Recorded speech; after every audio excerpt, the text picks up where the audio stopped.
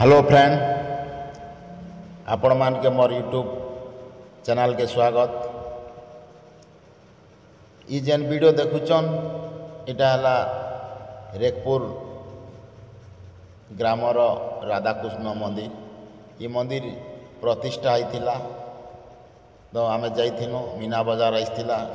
तापरे आमर पहरी चली देखन मंदिर भितरे बहुत सुंदर कारुकार्य होइछे। तो आपण ई वीडियो देखला परे बा ई मंदिर के बुली आले आपन दिल खुश होगा। ई भलिया कारुकार्य मंदिर रहीचे। तो आमे मंदिर दर्शन कला पर एटा आमे बाहरी गलु मंदिर नु। मंदिर रो गेट आपण देखन बहुत सुंदर गेट लागिचे।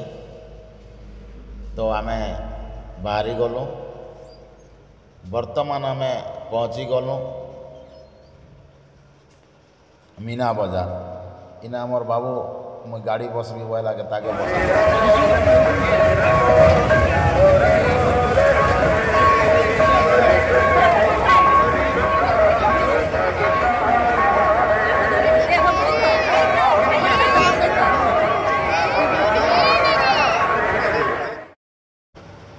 इना पहरी भी चली छे।